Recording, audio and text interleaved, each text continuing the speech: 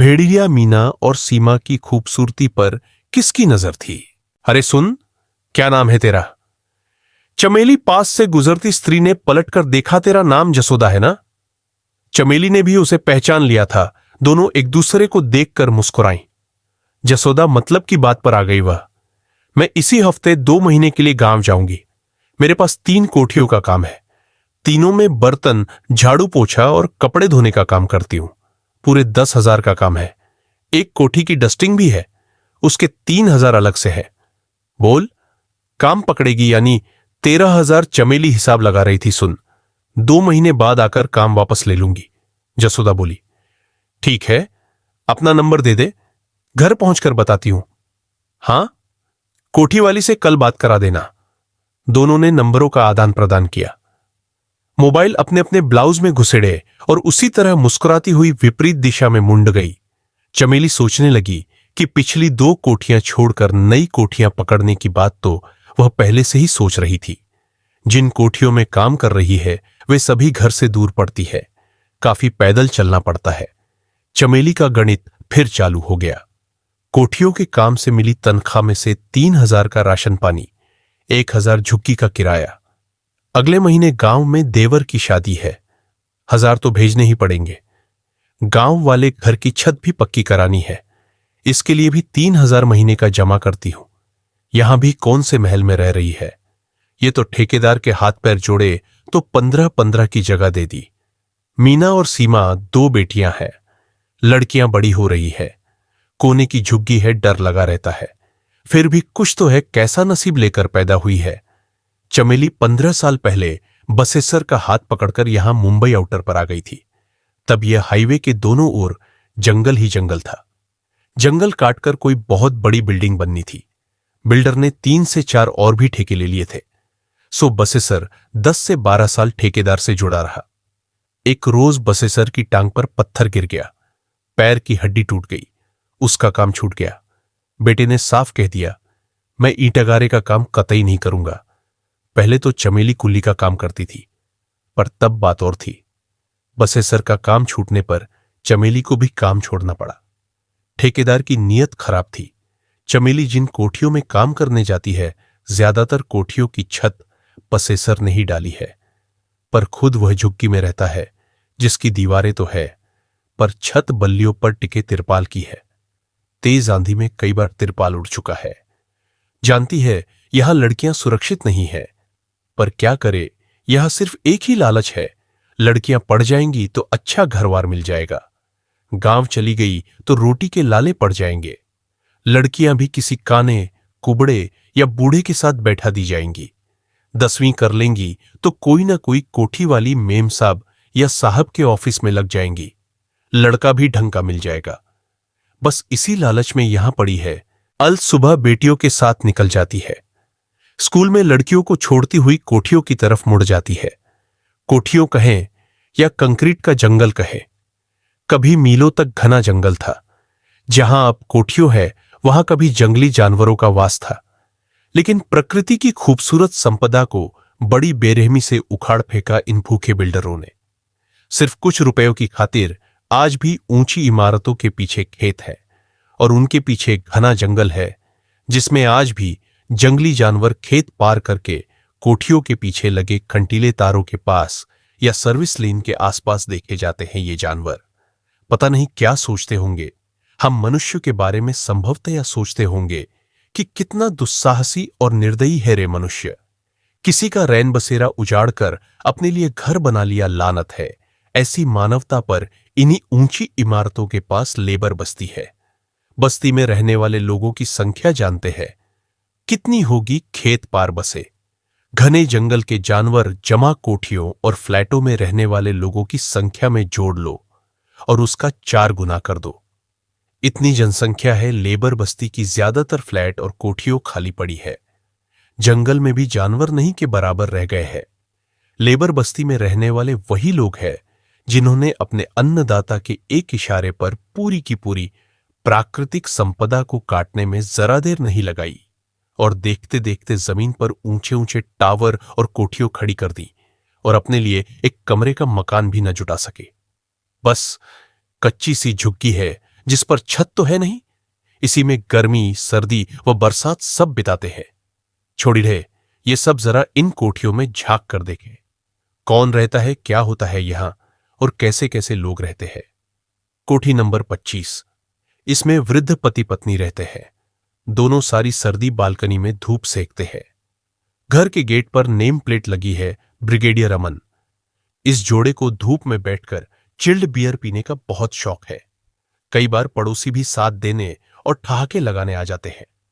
गर्मियों में यही महफिल देर शाम को शुरू होकर देर रात तक चलती है। कभी कभी 40 नंबर वाले कर्नल रमन भी साथ देने आ जाते हैं। कर्नल और ब्रिगेडियर दोनों कई साल तक एक ही यूनिट में साथ साथ थे। हां, रिटायर भी एक साथ हुए। दोनों के बच्चे कैलिफोर्निया में रहते हैं।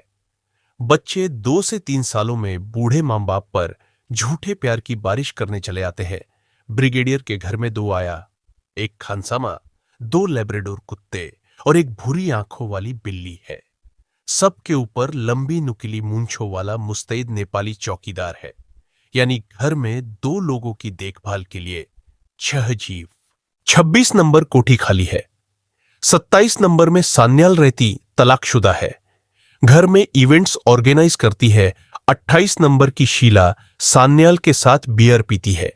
साथ में दोनों मिलकर किट्टी पार्टी, ताश पार्टी वगैरह भी ऑर्गेनाइज करती है। दोनों का गुजारा चल जाता है। चमेली अब तक इन घरों में काम नहीं करती। हां, जसोदा जा रही है तो 2 महीनों के लिए तो ये घर उसे मिलेंगे ही। चमेली को सान्याल का काम इसलिए भी आकृष्ट कर रहा है क्योंकि सान्याल हर शनिवार को पार्टी रखती है। पार्टी बेशक देर रात तक चलती हो, पर जानती है कमाई अच्छी खासी होती है। हर हफ्ते 1000 रुपए कमाई चमेली खुश है। हिसाब बराबर है। जसोदा की दोनों कोठियों के काम को हां कर देगी। घर पहुंचते ही जसोदा को हां कह दी। अगले दिन चमेली जसोदा को 25 नंबर के आगे मिली। दोनों ने साथ में काम किया था। बरामदे में शीला और सान्याल बैठी बियर पी रही थी। चमेली दोनों के बीच होने वाली वार्तालाप को बड़े ध्यान से सुन रही थी। शीला समाज के इस घिनौना नंगे सच को लोगों के सामने तो लाना ही होगा, सो तो है। वह दिल्ली में हुए निर्भया कांड के बारे में पढ़ा। सान्याल बोली, हां, मैंने तो टीवी पर सारा डिटेल में देखा है। सरेआम लोग दरिंदगी कर रहे हैं। सरकार कोई एक्शन क्यों नहीं लेती बेचारी लड़कियां। थैंक गॉड मेरी बेटियां तो आउट ऑफ इंडिया है। शीला ने बियर का लंबा सिप खींचा। सान्याल ने सिर घुमाकर शीला को ऐसे देखा जैसे बाकी दुनिया की लड़कियां तो कूड़ा करकट है। You are right. Sheela Sanyal को लगा कि अभी यह औरत 1 ग्लास और गटक सकती है। मुंह जुठारने को पूछ ही लिया। 1 मोर नो इनफ, आखिरी घूंट हलक में उड़ेला और उठ गई। ओके सान्याल, मैं चलूं, मिलती हूं सैटरडे को। पैसों का हिसाब किताब पार्टी के बाद कर लेंगे। शीला जा चुकी थी। सान्याल ने उसे सीढ़ियां उतरते देख लिया था। साली, इडियट। मुफ्ती की मिल जाती है ना, इसीलिए चिपक जाती है। पूरी बोतल खाली करके ही हिलती है यहां से। सान्याल खुद से बातें कर रही थी। इस बीच 2 से 4 मोटी मोटी अंग्रेजी में गालियां और जड़ दी। शीला को चमेली का मन किया कह दे यहां तो सभी ऐसे हैं, मुंह पर कुछ पीछे कुछ। सोचा नहीं, कल को इन दोनों के घर में नौकरी करनी है। चुप रहना ही ठीक होगा। काम खत्म करके सड़क पर आई तो कुछ लोगों को झुंड में खड़ा देखा। सब काम वालियां थीं। अरे क्या हुआ, कुसुम कह रही थी। कल रात को नेपाली गार्ड ने 26 नंबर कोठी के पीछे की लेन में भेड़िया देखा। 26 नंबर वाली बोली। अरे अरे, यानी इसी सामने वाली कोठी के पीछे। हां, बिल्कुल सीमा ने ऐसे पक्का किया जैसे उसने अपनी आंखों से देखा। सबके चेहरे पर भय था, जैसे भेड़िया सामने खड़ा हो। सभी के होठों पर ताले लगे थे। शायद कोई भी इस विषय पर बात करना नहीं चाहता था, कारण यह पहली बार नहीं हुआ है। पहले भी जंगली सुअर, लकड़बग्घा और नीलगाय जैसे जानवरों को कोठी वालों ने पिछली लेन में घूमते देखा है। चमेली ने फोन निकालकर समय देखा। दोपहर के 2 बजे थे। जल्दी जल्दी कदम बढ़ाए। बेटियां स्कूल से आ चुकी होंगी। चलने लगी तो जसोदा ने रोका। चमेली, आज मैडम के यहां पार्टी है। मेरी जगह तू काम कर ले, पार्टी तो रात को होगी। हां, चल साथ में। रास्ते में सोचकर बताती हूं। चमेली का गणित फिर से चालू हो गया। पार्टी मतलब पूरे 1000 रुपए। यानी तिरपाल की जगह एस्बेस्टस शीट की छत पड़ सकती है। ये ठीक रहेगा। झट से कह दिया, हाँ हाँ ठीक है, तू फिक्र मत कर। ठीक 8 बजे शीला मैडम के यहां पहुंच जाऊंगी, सब संभाल लूंगी। बेटियों की फिक्र ने उसके पैरों को गति दे दी थी। यो तो घर पर बसेसर है, पर वह भी कई दफा दारू के अड्डे पर जा बैठता है। दारू की लत से चमेली बहुत आजिज है। लड़कियां अभी तक लौटी न थीं। रास्ता अकेला है। चमेली को पता नहीं है कि 3 दिन पहले क्या हुआ था, और आज भी मीना और सीमा तेजी से चलती हुई घर की ओर आ रही थी। तभी सामने से एक हट्टो-कट्टे बदसूरत मुच्छड़ ने बिल्कुल नजदीक से साइकिल से रास्ता काटा। दोनों पीछे हट गईं, सहम कर तेजी से घर को बढ़ गई। दोबारा फिर दोनों को घूरकर गंदा सा फिकरा कसा और उनको छूता हुआ सामने जा खड़ा हुआ। वहीं से दोबारा कमेंट मारा, हाय मैं सदके जावा। दोनों बड़ी तेजी से आगे बढ़ने लगी। डर से चेहरे सफेद थे। कुछ देर बाद देखा मुच्छड़ एक पेड़ के पीछे छिपा खड़ा था। इरादा नेक न था। एक बार फिर साइकिल करीब लाकर वहशियाना हंसी के साथ बोला, आ जाओ, दोनों को खुश कर दूंगा, साथ में पैसे भी दूंगा। मीना और सीमा सूखे पत्ते सी कांप गई। तभी पीछे से धीरू चाचा की आवाज सुनाई दी, क्या हुआ बेटियों? कुछ नहीं चाचा। दिखता है सारा दिन दोनों बहनें यही सब बातें करती रही। मुंह में अन्न का एक दाना तक न गया। मन ही नहीं करता था। कौर तोड़ती तो कभी मुच्छड़, कभी तिरपाली, तो कभी लाला का डरावना चेहरा उन्हें विचलित करता। हफ्ता निकल गया। डर थोड़ा कम तो हुआ, पर गया नहीं। झुग्गी के ठीक सामने खूब घना जामुन का पेड़ है। गर्मियों के मौसम में कई बस्ती वाले रात को इसी पेड़ के नीचे सोते हैं, और सर्दियों में सभी बुजुर्ग यहां धूप सेकते हैं। कुछ बच्चे कंचे और क्रिकेट भी खेलते हैं। अक्सर मीना दरवाजे पर खड़ी होकर बच्चों के खेल का आनंद लेती है। 2 दिन से 18 से 19 साल के एक लड़के को पेड़ के नीचे डेरा डाले देख रही है। मैले कुचैले कपड़ों में यह लड़का चुपचाप झुग्गी को ताकता रहता है। शुरू में मीना को अजीब सा लगा, फिर जल्द ही समझ आ गया मुसीबत का मारा है बेचारा। भोले से चेहरे वाले इस लड़के के करीब बैठने का जी करता। आजकल दोनों बहनों के बीच वार्ता का विषय मुच्छड़ नहीं, पेड़ के नीचे बैठा वह लड़का है। मीना को बड़ा तरस आता है इस बेचारे पर। जी करता है पूछे कि वह ऐसा क्यों है। नहीं, दोनों बहनें अपनी परिधि से घिरी है।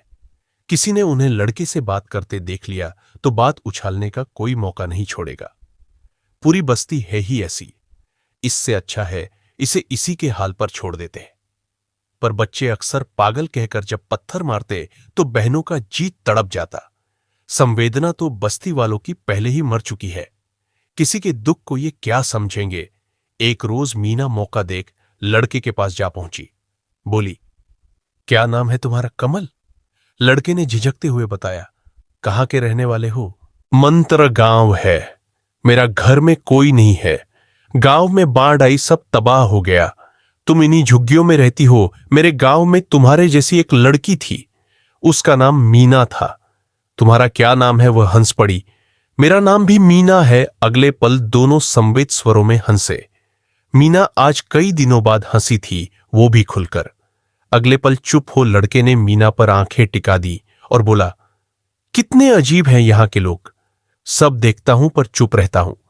यहां मुझे अपना कहने वाला कोई नहीं है। थोड़े दिन में पानी उतर जाएगा तो मैं चला जाऊंगा। मीना का मन लड़के की बात के समर्थन में बहुत कुछ कहना चाहता था, पर विवश है। फिर भी बोल, वह क्या नाम बताया? नाम तुमने पूछा तो था। कमल है मेरा नाम। मुस्कुराहट की पतली सी रेखा खींच गई थी। गजब का आकर्षण था कमल के चेहरे पर। तुमने देखा होगा वह मुच्छड़ दारू पीकर सारी बस्ती में घूमता रहता है। लड़कियों को देख गंदे गंदे इशारे करता है। जी करता है गोली मार दूं। और वह मोटा लाला, फिर वह तिरपाली बनिया कितनी बकवास करता है। देखा है ना? मन करता है इन सबको इकट्ठा करके आग लगा दूं। किस किस को गोली मारोगी? सब गंदगी में पल्ले है। मुझे भी पागल कहकर मेरी खिल्ली उड़ाते रहते हैं। तुम ठीक कहते हो, सब यहां ठेकेदार के पाले हुए गुंडे हैं, तभी तो कोई कुछ नहीं कहता। अच्छा मैं चलती हूं। सामने से मोटा लाला खींसे निपोड़ता हुआ आकर खड़ा हो गया। बोला, नई नई दोस्ती हुई है, कभी हमें भी अपना यार बना लो, कसम से पूरी दुकान तुम्हारे नाम कर दूंगा। और मीना के बाजू को रगड़ता हुआ निकल गया। मीना का शरीर कांप गया। कमल की आंखों में भी गुस्सा था। अपमान का घूंट पीकर झुग्गी पर आ गई, चुप, डरी हुई। अच्छा हुआ घर पर अम्मा नहीं है। बापू भी गायब था। बहन सोई पड़ी है। मीना का मन हल्का था। न जाने कितने दिनों के बाद उसे लगा था वह अकेली ही नहीं बल्कि कोई और भी इस गंदे माहौल से आजिज है। कमल ने मन का कमल खिला दिया था। शाम के 7 बजे है। अम्मा देर रात तक लौटेगी। कह रही थी कोठी में पार्टी है। दरवाजा बंद करके लेट गई। कोठी नंबर 26 में पार्टी झूम पर है। ड्रिंक्स का दौर थम ही नहीं रहा। पीकर गिलास फेंकने की भी यह नई रीत है। रात के 10 बज चुके हैं। आधी बोतलें खाली हो गई है। ठंड में 100 गिलासों को धोना आसान नहीं है। चंपा के हाथ थक गए हैं। बार बार टूटे गिलासों को झाड़ू से समेटकर डस्टबिन में डालते डालते कांच के टुकड़ों से उंगलियां घायल हो चुकी है। अचानक लगा बसेसर गार्ड के पास गेट पर बैठा है। धुली कमीज और पाजामे में बसेसर ही तो था। यहां कैसे घर में लड़कियां अकेली है? यहां भला पूछूं यहां क्या कर रहा है? हाथ में लोहे की मूठ वाला डंडा लिए गार्ड से हंस हंस कर बतिया रहा था। चमेली का गुस्सा 7वें आसमान पर था। जी करा लाठी से मार मार कर अधमरा कर दे। लगता है मुफ्त की दारू इसे यहां खींच लाई है। उसने सपने में कभी न सोचा था कि ऐसी कुत्ती चीज के लिए लार टपकाता कोठी तक पहुंच जाएगा। पता होता बेटियों को छोड़ यहां आ टपकेगा तो कभी ना आती। भाड़ में जाए 1000 रुपए। यहां पता नहीं कितनी देर और लगेगी। चलकर पहले बसेसर की खबर लेती हो। लेकिन ये क्या, अचानक भेड़िया भेड़िया का शोर सुनाई दिया। अफरा तफरी मच गई। डर के मारे लोग एक दूसरे पर गिरने लगे। उसने भी देखा, कुत्ते जैसा था, भयानक आंखें जैसे जलते हुए अंगारे हों। डर कर पलंग के नीचे जा छिपी। सूखे तेसा कांप गया था मन और तन। चंपा ने देखा, बसेसर कूदकर उसके सामने आ गया। लोहे की मूठ वाली लाठी उसके हाथ में थी। छलांग लगाकर खिड़की से कूदकर भागने की कोशिश में था भेड़िया। अचानक ग्रिल में जा फंसा। आधा तन अंदर तो सिर का हिस्सा बाहर था। बसेसर ने मूठ वाली लाठी से सिर पर कम से कम 20 से 25 वार किए होंगे। हल्ला मच गया। बसेसर ने भेड़िए को मार डाला। लोगों ने बसेसर की पीठ ठोकी। आज यह ना होता तो भेड़िए ने 2-4 का खात्मा तो कर ही देना था। चमेली पति की तारीफ सुनकर खुश हो रही थी। उसे अपने लंगड़े बहादुर पति पर पहली बार जबरदस्त प्यार उमड़ा। पार्टी खत्म हो चुकी थी। लोग घर के लिए निकलकर कार पार्किंग की तरफ बढ़ लिए। बसेसर अभी तक गार्ड के पास था। दारू जो नहीं मिली थी। गार्ड को आंख मारकर बोला, इतनी दिलेरी दिखाई है, इनाम तो मिलना ही चाहिए। जा भाई, अंदर से एक बोतल तो ला दे।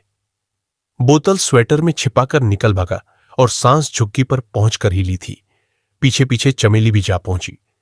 न जाने कहां से चमेली की चाल में दम भर गया। वह ठंड से कांप रही थी, परंतु दौड़ लगने से पसीना आ गया। हाय, ये क्या? दरवाजे खुले थे। घर में अंधेरा कैसे? लड़कियां कहां गई? मीना कोई जवाब न था। मन सनाका खा गया। क्या हुआ, कहीं उन्हें भेड़िया तो नहीं खा गया? सड़क पर लगे लैंप पोस्ट की मरी हुई लाइट घर के अंदर पहुंच रही थी। खड़े चुपचाप देखते रहे।